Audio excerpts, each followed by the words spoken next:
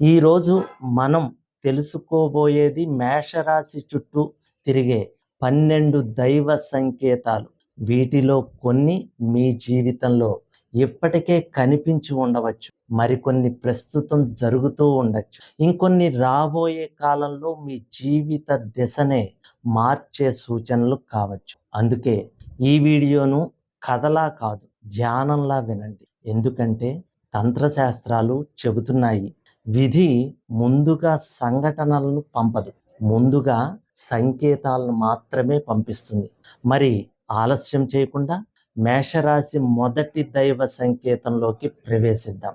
మొదటిది నిశ్శబ్ద సంకేతం. మేషరాశిలో జన్మించిన కొంతమంది జీవితంలో ఎలాంటి కారణం లేకుండానే ఒకే సంఖ్య, ఒకే పేరు, ఒకే వ్యక్తి లేదా ఒకే సంఘటన పదే పదే వారి ముందుకు రావడం ప్రారంభమవుతుంది.